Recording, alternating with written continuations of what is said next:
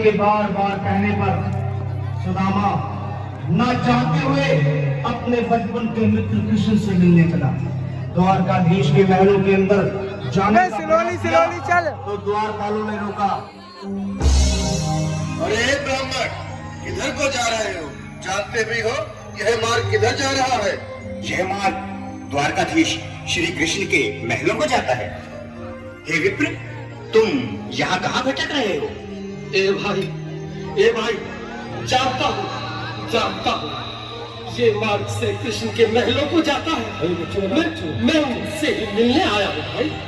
यह भी खूब रही। द्वारकाधीश से मिलने का यह कौन सा समय है? महाराज अभी दरबार में नहीं है। अरे पंडित जी, श्री कृष्ण अपने महल के शयन कक्ष में आराम कर रहे हैं।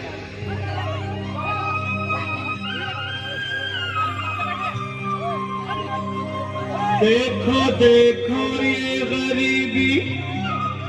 ये गरीबी का हाल, कहो दे कृष्ण के दर पे विश्वास लेके आया।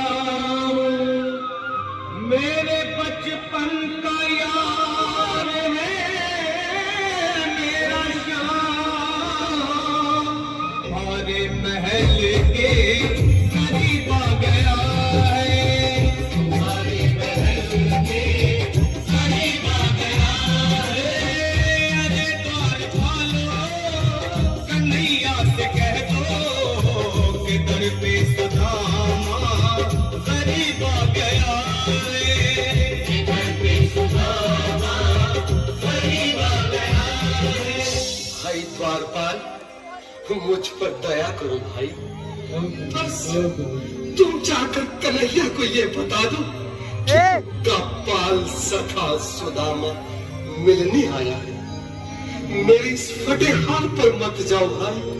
तुम बस जाकर मेरा संदेश उस कृष्ण को दे दो, उस कृष्ण को दे दो भाई। क्या हंसी ठट्टा करने को हमें मिले हैं? तुम चेहरे दीन निर्धन फटे हाल ब्राह्मण, तुम्हारे अंग अंग से गरीबी बदहाली झलक रही है। और कहा महाराज श्री कृष्ण। क्षमा करना पंडित जी, हमें अपने प्राणों से हाथ नहीं धोने जो तुम्हारा यह संदेश द्वारकाधीश तक पहुंचाए। क्यों? अब मेरी भी सुन लो। जब तक मेरा संदेश उस द्वारकाधीश तक नहीं पहुंचाती, तब तक मैं यहीं बैठा, चाहे मेरे भूत प्यास से पानी ही क्यों न चले जाए।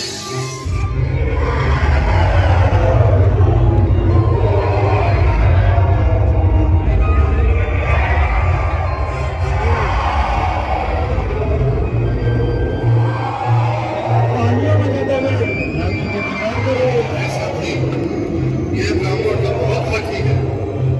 हाँ भैया, सुबह से शाम होने को है और ये यहाँ से जाने का नाम ही नहीं ले रहा। अरे देखो तो सही, इसकी देह कैसे कांप रही है। लगता है जैसे प्राण हाथों पर अटके हैं। भगवान न करे अगर ब्राह्मण ने यही प्राण त्याग दिए तो, और अगर ये सच में द्वारकाधीश का मित्र हो तो क्या होगा भैया?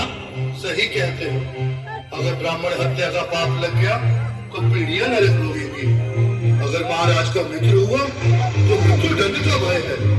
अपनी आने वाली पीढ़ियों को नरक में डालने से तो ये संदेश पहुंचाना ही ज्यादा अच्छा है। क्यों ना महाराज का संदेश पहुंचा दे?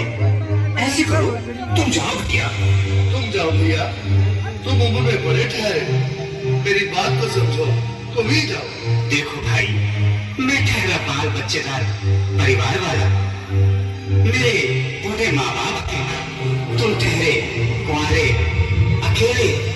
अच्छा, मैं ही जाता हूँ।